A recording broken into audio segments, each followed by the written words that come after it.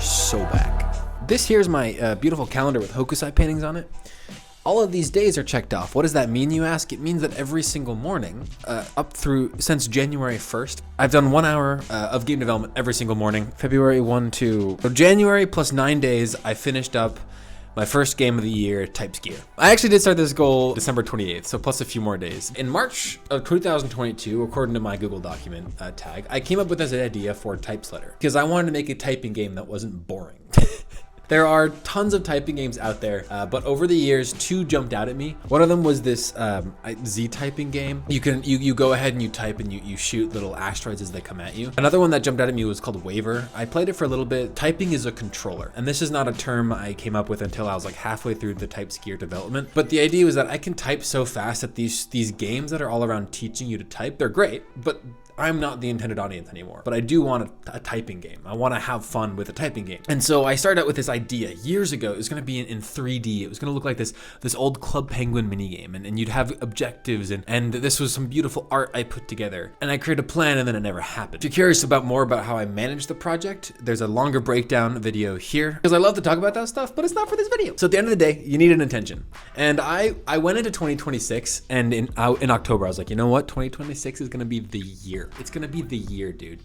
I'm gonna make 1 game prototype a month, every single month. This was at a time when I was very burned out, and I'm still kind of burned out. And so I was like, hold on, let's just do an hour every morning. Let's just see what happens if I can do an hour every morning. I wake up, I shower, and I do game development. That's my morning. And if those 3 things don't happen, I don't check off that count. I'm constantly asking myself, what's the life I want to live? I don't want to wake up and watch YouTube until I have to work. That's just not what I want to do. I want to create things. I want to make things. And one of those things was a game. And so for all of these games, which I've made little channels for in this Discord and write out my thoughts all the time to spare the devlog from being 30 hours, I had very explicit intents with TypeSkiier. The first thing was, I'm not going to make any of the assets. I downloaded this tile set ages ago and installed it. These are going to be my assets. I'm not going to make assets. I'm not going to spend time doing that. My goal is to get a game prototype up and running. My next question was, what engine do I want to use? And my answer to that was Love 2D. I want to make the game in 2D. Being nearly 3 weeks into the second game project of the year, game engines are so much overhead. But I knew I wanted to work in code,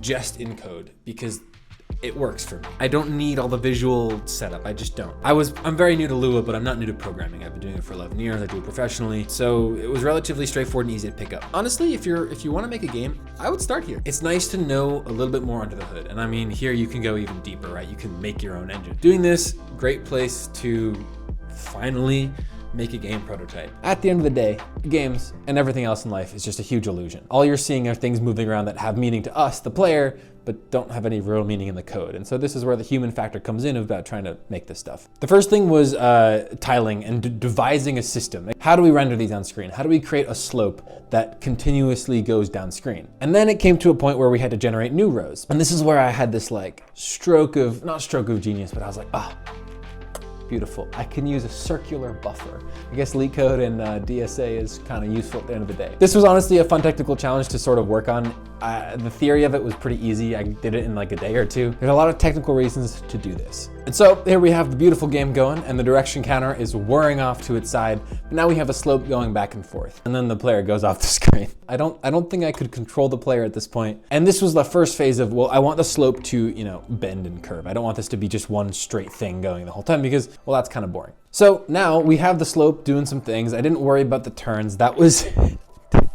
I was having a mental breakdown, but we'll get there, At the end of the day, it's a typing game. We need to be able to type. We have a little, some words pop up, and you can type as you go along. And the sound effects were just like me adding because I just wanted them. And I was like, oh man, this like adds to it a lot. You've got this little typewriter sound effect. And this was early January, so we're like a few days into the development period at this point. My game loop is you start skiing down the mountain, you type some words, you avoid all the obstacles, and then eventually you crash, and then you try again and you try to get a better score. Technically functional, and it's like, hey, this is tangible progress. A game is built to make you keep playing it. There has to be reward for doing it. There is no reward for typing words as a skier goes down a slope. I wanted to, incentivize the player to collect coins as they went down the mountain. I mean, I'm pretty sure we can see this on my shitty little diagram here. I mean, on my Picasso here, you got these obvious money things like coins. I don't know. I just want to make the game a little spicy, a little juicy. Now, what are all these numbers on the screen? In the world of a game, in my opinion, nothing exists. You just need to make sure something exists to the player. You could probably give this to someone and they might inherently know, oh, I'm about to hit the edge. I shouldn't go hit the edge. But you can just keep going. I didn't do any collision checking, and it's just a bunch of numbers that happens behind the scenes. We have 4 lines here. We have edge, snow, snow right, and snow left. And if you notice, the numbers on this grid correlate.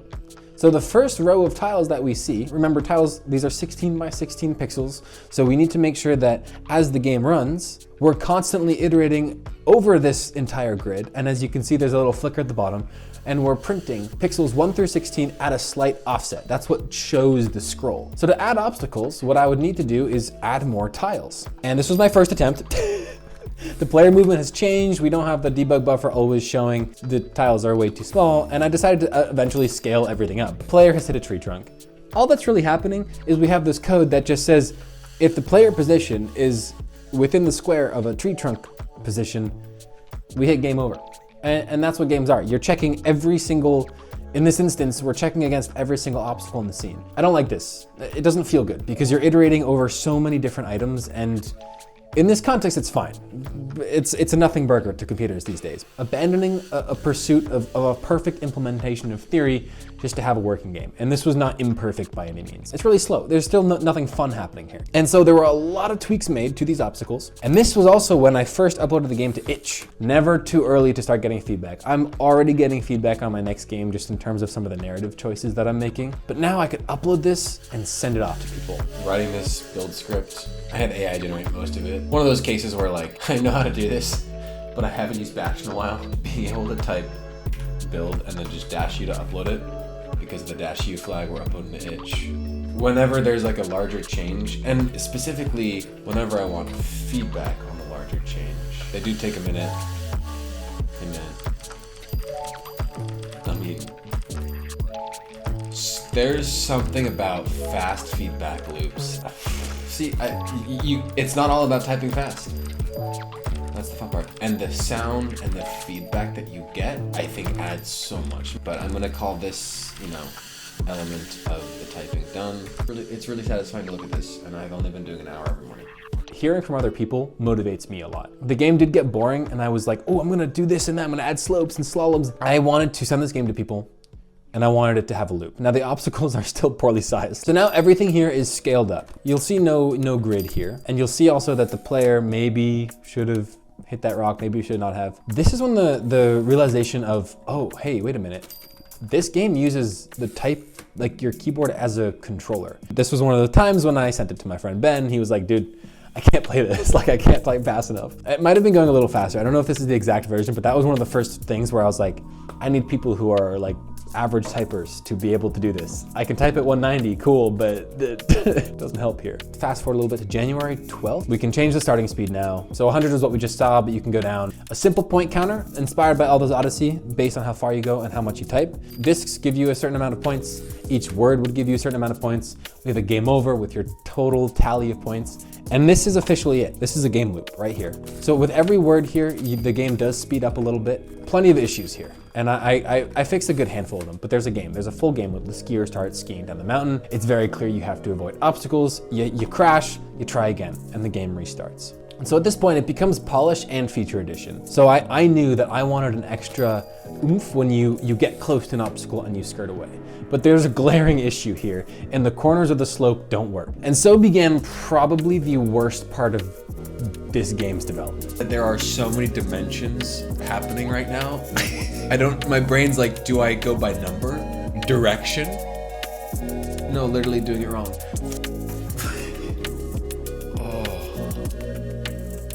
So I need a blue swoop, but it's gotta be white on the left. No, this is the mirror of that.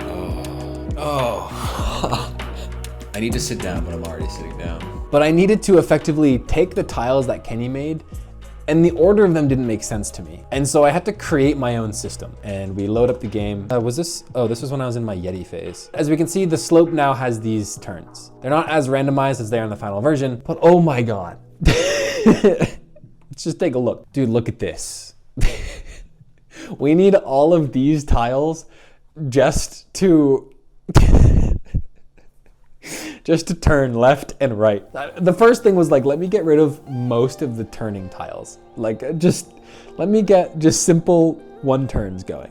Kenny's numbering was not how I would number it. Just a difference in like thinking and opinion. So we see here that 64 and 65 are followed by 61 and 60. A turn is sharp, and then a turn can turn in or out, or start or end, and then turn out or start or end on the left or the right side of the slope. The other restriction that I had was this little segment of code. If something was of, you know, a 5 tile, the one that followed had to be a snow tile. This game was sort of a foray into procedural generation in the sense that these rows are randomized. I'm not going into an editor and drawing these out. These rows are effectively completely random. The obstacles are another grid on top of the slope grid, which clearly had some issues. That rock just spawned on the edge.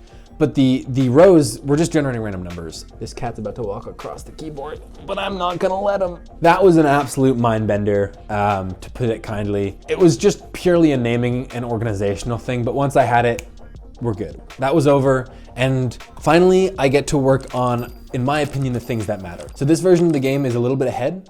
We can see that there's a cursor now on the typing. The typewriter sounds are in. I had a really fun time experimenting with segmenting a sound wave file in the editor when the game loads and then breaking that up. But I figured I would take it one step deeper just for sake of interest. I only vaguely know how sound works, so this was a cool little learning experience. I'm expecting this to crash. What I don't want it to be is sound.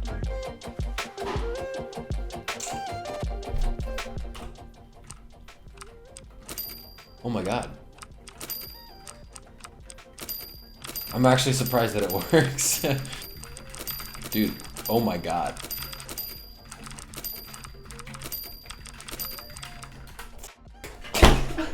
And it was just a fun little experimentation. And so we're getting to this point where, again, I'm sitting down and I'm doing it, and I'm kind of playing my own game. And it feels like a game. There's a cursor that's indicating this. There's a way to get points. There's a consequence if you crash into something and don't play the game. One thing that I thought was important was this menu, this beautiful mock-up design. That wasn't even a joke. Just like when Ben and I put the final assets into Adventure Heart, this was one of the moments where I went, this shit's a game, dude. This is a game. There's these rectangles on screen that when your mouse position matches the rectangle, it does a certain thing. If it matches the position of the start game button, it starts the game. There's arrows on here now. I added, because Kenny has a UI pack, so I added some arrows on there. Points you could have scored. There's a distance you could have traveled. Slaloms weren't happening. Try again. Yes, please. This is kind of how I was just tracking all my things. These to-do lists, I was effectively adding onto the list after I would do something. When you organize your life like I have for so long, you tend to just throw things on a list and assume it'll get done, because once upon a time they did. That's a whole other philosophical thing. I have a fractured thinking out if you want to check it out. Tweaks and polishes, tweaks and polishes. If I type C, both of these show up as pink, and then only turns green once you get a word that's fully typed. The points are now on the top right of the screen. They fit the aesthetic a bit more. Typing the third word will only straighten you out, and it will increase your speed. There's a dash, which I honestly really enjoy. So if you're about to hit something, because what I found was like sometimes there's no way to get out of a situation. There's the close call, by the way. There's a game called Superflight I like, and it's just so satisfying to get so close to something and then you avoid it. It's like you're safe. All these small little tweaks that didn't really take that much, they're purely visual to give more meaning to the player, but it's so fun. Suffering at my own game. You get to these points where it's like, oh, I'm gonna hit that obstacle. Nope, no you don't. The typing is your controller. The typing is how you move and get around obstacles. It's as much a typing game as it is like a reaction game. And I think that's an element that I stumbled across as I was making this that I absolutely love. You don't really want things to be exactly how you envision them. This was such a good experience to just work out an idea, to finally get tactical, tangible, feelable feedback on what I was trying to go for, because my direction was pivoting. In the past, I've had such a concrete plan. I'm like, I gotta stick to the plan. I gotta execute the vision that I think I have. And then it works out. Now, if you go to dendrobyte.itch.io, you'll see my 3 games. This Death Ballad was supposed to be the second game of the year. I can just send this to people and they can play. If even at 8, we can see that the points go up so fast. I definitely messed up the multiplier a little bit. 3 people have mentioned They can't play the game. I don't really know, should I prompt someone to type first when they go? Don't move the player to the top of the screen, just keep them still, right? Don't just start them moving. The reason I did this was because my mom realized that she could just go straight the whole time and hit only discs and not hit any obstacles for a decent amount of time and just rack up points on the discs, which I thought was really funny. And so to everyone who has tried this game, I don't know how many of my friends watch my videos, but like, thank you so much. It means a lot to get feedback and to know that there's interaction. And if you're watching this and you want to take the game out, dendrobyte.itch.io/typeskiier. I told myself if the video did pretty well, or if a lot of people were playing and leaving comments, I'd come back to it. I'd love to add a multiplayer leaderboard and just like fix the game up to make it a little more playable. And it was also super helpful to just write out all my thoughts in this long Discord. When you're working on a game, like, it does have some moments. These are fun to highlight because it's stuff that can just go so wrong. What on earth happened here?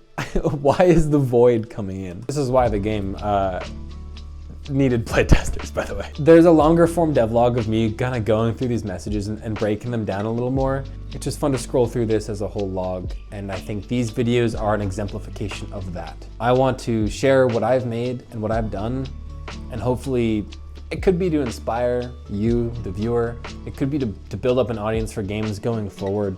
At the core of my being, I need to create things of my own.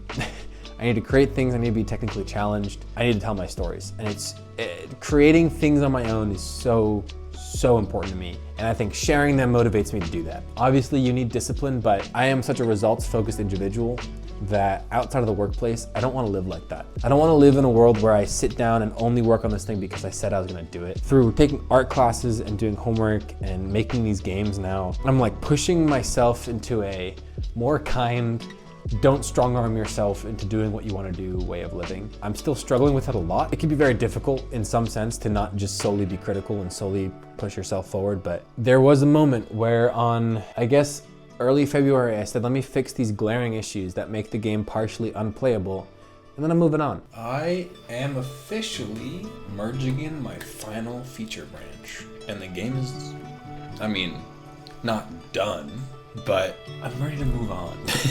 I'm not gonna try and flesh this out into a complete product because I don't know what that is. And it's a trap I've fallen into many times where I don't set a concrete endpoint. TypeSkiier, did I make a game? I completed what I set out to do. There's something playable that I can send to people. It's done in 2D. I didn't make all the assets, but I did all programming from scratch and all that. I did try to use AI, a bit of a nightmare, aside from generating the word lists, but I don't want AI to write my code for me. I'm not here for a result. I'm here to create. By just prompting AI, I genuinely believe there is no sense of creation, period. AI is built off of imitation of what has been done before. I do not believe that AI will ever innovate. That's a huge problem in my opinion. Going through with these games, I don't want to use AI. Maybe for like searches and like simple queries, but to produce more than a couple lines of code, it takes away from my experience. Creation is such a personal thing to me. And at this point, this video is more about this than it is about TypeSkiier. But the next game is Tears of the Kingdom. I might have to rename that if I don't want to get sued. I don't know. I don't know if it's close enough. More 3D based. Probably gonna take me at least 3 months to get the chapter 0 to chapter 1 prototype out. But at the end of the day, I've created a game. It's called TypeSkiier, and I'd love for you to check it out. Some might argue it's not a game. Me from a year ago would say this is not a game. I have to tell myself it is a finished game because it does what I set out to do. And most importantly, I made it. My game. And you can play it. This has been the TypeSkiier Devlog. I just had such high expectations for myself when I was gonna make these. It's either low expectations or no video. Thanks so much for watching. Have a good one. And as always, don't forget to stay awesome.